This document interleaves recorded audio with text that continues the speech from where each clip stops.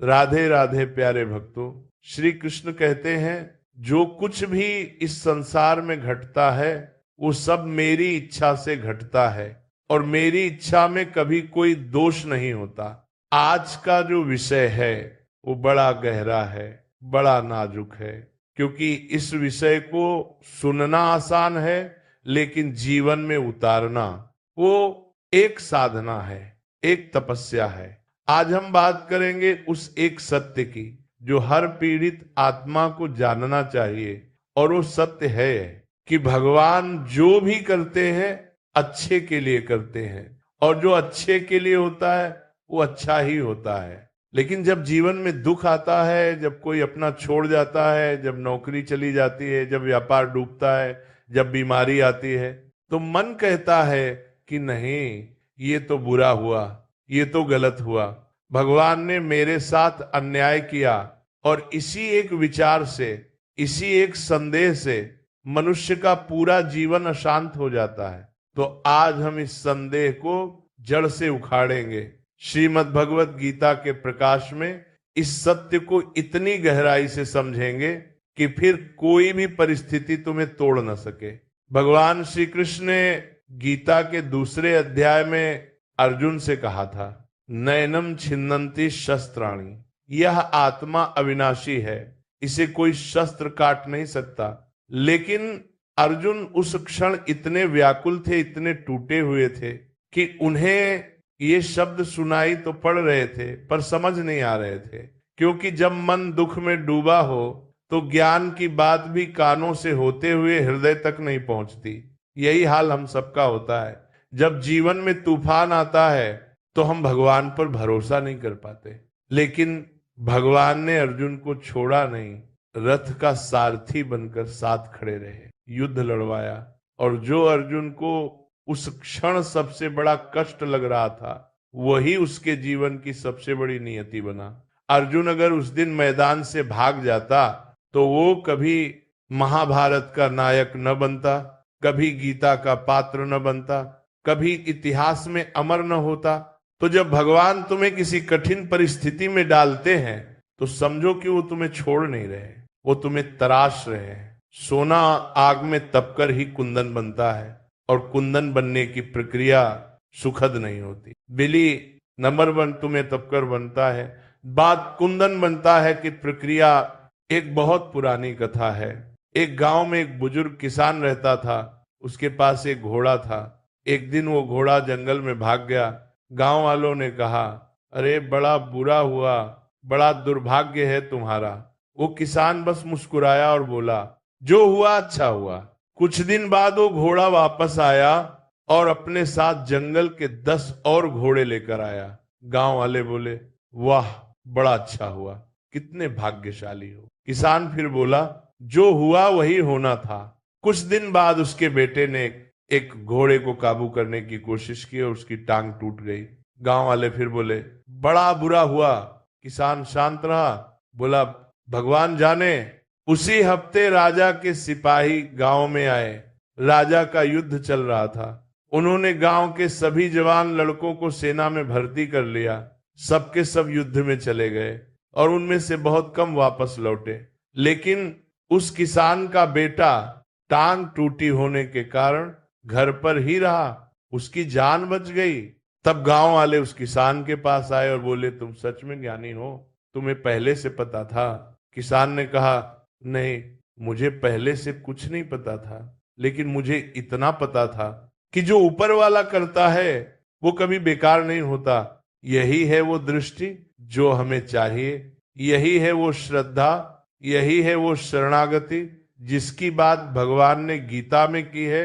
अब एक और बात सुनो और इसे ध्यान से सुनो, क्योंकि यही वो सच्चाई है जो कोई नहीं बताता। इस संसार में जो सबसे बड़ा धोखा है वो ये है कि हम सोचते हैं कि हम खुद अपने जीवन के निर्माता हैं। हम सोचते हैं कि जो कुछ हमारे पास है वो हमने कमाया है, जो कुछ हम हैं वो हम खुद बने हैं। लेकिन ये अहंकार की बात है, ये माया का सबसे सूक्ष्म जाल है। श्री कृष्ण ने गीता में कहा था, मैं ही करता हूं, मैं ही भोगता हूं, मतलब जब तक तुम खुद को कर्ता मानते हो तब तक दुख से मुक्ति नहीं, क्योंकि जब सब कुछ अच्छा होता है तो हम अहंकार से भर जाते हैं, और जब कुछ बुरा होता है तो भगवान को दोष देते हैं। ये दोनों ही अवस्थाएं अज्ञान की हैं।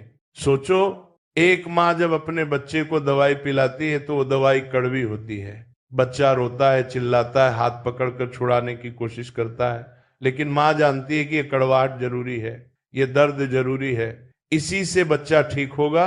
भगवान भी ठीक ऐसे ही हैं, वो हमारे परम हितैषी हैं, और कभी कभी हमारी भलाई के लिए जो दवाई वो देते हैं वो बड़ी कड़वी होती है, पर वो दवाई ही है, जहर नहीं।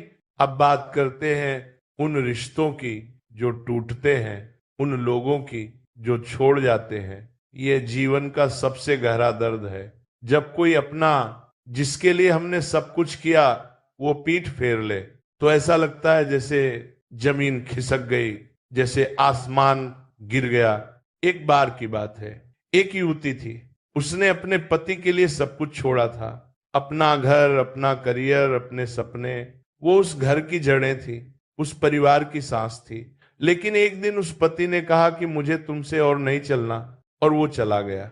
वो युवती टूट गई, भगवान पर से विश्वास उठ गया। रातों को पूछती थी, हे कृष्ण, मैंने क्या किया था, मेरा क्या दोष था। महीनों यही हाल रहा। फिर उस टूटन में, उस एकांत में उसने एक काम शुरू किया जो उसने जवानी में छोड़ा था, चित्रकारी। वो घंटों रंगों में डूबी रहती, और धीरे धीरे उसके चित्र इतने सुंदर बनने लगे कि लोग देखते ही रह जाते। आज वो युवती एक बड़ी कलाकार है, उसकी कृतियां देश विदेश में पहचानी जाती हैं। और जब उससे कोई पूछता है, तुम्हें ये शक्ति कहाँ से मिली, तो वो मुस्कुराकर कहती है, जब मेरा सब कुछ टूटा था ना, तभी मुझे मेरा असली आप मिला था। देखो, भगवान ने उससे एक दरवाजा बंद किया ताकि वो उस असली दरवाजे को खोज सके जो उसके प्रारब्ध में लिखा था। जब कोई रिश्ता टूटता है तो समझो कि जो आत्मा तुम्हारे जीवन में थी उसका काम पूरा हो गया। हर आत्मा एक निश्चित समय के लिए आती है।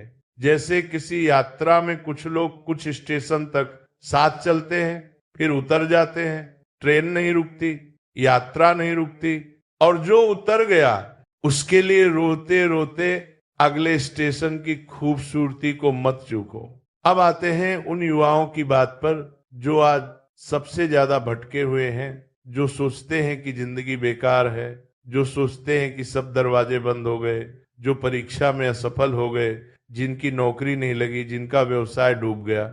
सुनो, ध्यान से सुनो, भगवान ने तुम्हें इस धरती पर भेजा है एक विशेष उद्देश्य के साथ, और वो उद्देश्य तब प्रकट होता है जब तुम संघर्ष में होते हो। जब सब कुछ ठीक ठाक चलता है तो मनुष्य सो जाता है, उसे अपनी असली शक्ति का पता ही नहीं चलता। लेकिन जब तूफान आता है तो वो जागता है, वो लड़ता है, वो खुद को खोजता है। अब्राहम लिंकन को याद करो, बार बार चुनाव हारे, व्यवसाय में असफल हुए, जीवन में अनगिनत बार टूटे, लेकिन भगवान हर बार उन्हें उठाते रहे, क्योंकि उनके प्रारब्ध में अमेरिका का राष्ट्रपति बनना लिखा था, और वो बने। एक और बात, जब तुम असफल होते हो तो समझदार लोग तुम्हें सबक सिखाने आते हैं, लेकिन स्वार्थी दुनिया में ऐसे लोग बहुत कम होते हैं। ज्यादातर लोग हंसते हैं, ताने देते हैं, कहते हैं, देखा, हमने पहले ही कहा था। यही संसार का स्वभाव है, और यही तुम्हें सबसे बड़ा निर्णय लेना होता है। या तो तुम उन ताने देने वालों की बातें सुनकर टूट जाओ, या फिर उन तानों को ईंधन बना लो और अपनी आग को और तेज कर लो। जो लोग दुनिया के ताने सुनकर रुक जाते हैं वो भीड़ बन जाते हैं, जो उन तानों को अपनी प्रेरणा बना लेते हैं वो इतिहास बन जाते हैं। और इस सब के पीछे एक ही सत्य है कि भगवान ने वो परिस्थितियां इसीलिए बनाई ताकि तुम्हारे भीतर का शेर जागे, ताकि तुम अपनी असली ताकत को पहचानो। अब एक और कड़वी सच्चाई सुनो, ये संसार बड़ा निर्मम है। यहाँ जब तक तुम्हारे पास कुछ है, लोग साथ हैं। जब तुम खाली हाथ होते हो तो वही लोग जो कल तुम्हारे दरवाजे पर खड़े रहते थे आज रास्ता बदल लेते हैं। ये देखकर मन में क्रोध आता है, मन में कटुता आती है, मन में ये विचार आता है कि दुनिया बुरी है, इंसान धोखेबाज है, और कभी कभी ये क्रोध भगवान की तरफ भी मुड़ जाता है। लेकिन रुको, एक क्षण रुको। इस संसार की अस्थिरता को देखकर भगवान को कोसना, ये वैसा ही है जैसे किसी नाटक के बुरे किरदार के लिए नाटककार को दोष देना। नाटक में बुरा किरदार भी होता है, क्योंकि उसके बिना नायक की महिमा प्रकट नहीं होती। जो लोग तुम्हारे साथ बुरा करते हैं वो भी उस महानाटक के पात्र हैं, वो भी भगवान की योजना का हिस्सा है। इसका मतलब ये नहीं कि तुम उनके अत्याचार सहते रहो, इसका मतलब ये है कि तुम उनके कारण अपनी शांति मत खो, उनके कारण अपनी आत्मा को मैला मत होने दो। गंगा नदी को याद करो, उसमें न जाने कितना कूड़ा फेंकते हैं लोग, लेकिन गंगा बहती रहती है, अपनी पवित्रता नहीं छोड़ती। तुम भी ऐसे ही बनो, दुनिया जो चाहे कहे, तुम्हारी आत्मा की पवित्रता बनी रहे। जो व्यक्ति इस माया के धोखे को समझ लेता है, जो ये जान लेता है कि यहाँ कोई किसी का नहीं है, केवल भगवान का सहारा सच्चा है, वो व्यक्ति फिर कभी नहीं टूटता, क्योंकि उसने अपना आधार बदल लिया। उसने मिट्टी की दीवार का सहारा छोड़कर पत्थर की चट्टान का आसरा ले लिया। और ये जो प्रारब्ध है, इसे भी समझो। प्रारब्ध का मतलब ये नहीं कि तुम कुछ मत करो, प्रारब्ध का मतलब है कि तुम अपना सर्वश्रेष्ठ करो और परिणाम भगवान पर छोड़ दो। गीता का यही निचोड़ है, कर्म करो, फल की चिंता मत करो। जो व्यक्ति फल की चिंता में डूबा रहता है, वो न कर्म ठीक से कर पाता है, न शांति पा पाता है। लेकिन जो पूरे निष्ठा और श्रद्धा से कर्म करता है और बाकी भगवान के हाथ में सौंप देता है, उसे भगवान कभी निराश नहीं करते। अब एक तीसरी कथा सुनो। एक बार एक मूर्तिकार था, वो एक बड़े पत्थर को तराश रहा था। किसी ने पूछा, इस पत्थर में से क्या बना रहे हो? उसने कहा, इस पत्थर में पहले से एक सुंदर मूर्ति छुपी हुई है, मैं बस उसके आसपास के अनावश्यक हिस्से हटा रहा हूं। भगवान भी यही करते हैं। तुम्हारे भीतर एक अद्भुत आत्मा है, एक दिव्य स्वरूप है, और जो भी कष्ट तुम्हारे जीवन में आता है, वो उस अनावश्यक हिस्से को हटाने की प्रक्रिया है जो तुम्हें तुम्हारे असली स्वरूप से दूर कर रही थी। जब दुख आए तो ये मत सोचो कि भगवान ने मुझे छोड़ दिया, ये सोचो कि भगवान मुझे तराश रहे हैं और हर छेनी की चोट के साथ मैं और निखर रहा हूं।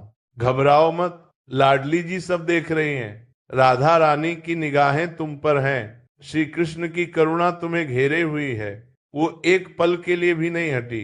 तुम अकेले नहीं हो, तुम कभी अकेले नहीं थे। जब रात सबसे अंधेरी हो तो समझो कि भोर बस आने ही वाली है। जब दर्द सबसे तेज हो तो समझो कि इलाज बस शुरू ही होने वाला है।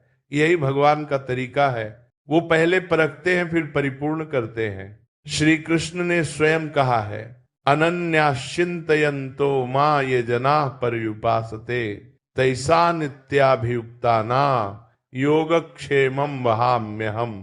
जो मुझे अनन्य भाव से किसी और का सहारा न लेते हुए भजते हैं, मैं उनके योग यानी जो उनके पास नहीं है उसे दिलवाता हूं, और क्षेम यानी जो उनके पास है उसकी रक्षा करता हूं। ये वचन है श्री कृष्ण का वचन, और वो अपना वचन कभी नहीं तोड़ते।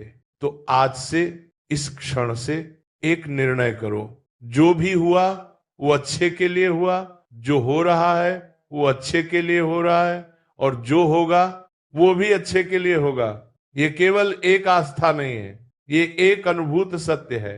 करोड़ों भक्तों ने इसे जीकर जाना है। जब तुम इस सत्य को अपने रक्त में उतार लोगे तो फिर कोई भी परिस्थिति तुम्हें विचलित नहीं कर पाएगी।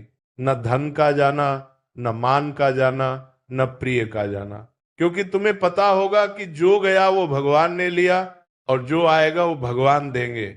और भगवान जो भी करते हैं वो सदा सर्वदा हर परिस्थिति में अच्छे के लिए ही करते हैं। यही है गीता का सार, यही है भक्ति का मूल, यही है उस परम शांति का मार्ग जिसे पाकर मनुष्य इस संसार में रहते हुए भी संसार से ऊपर उठ जाता है।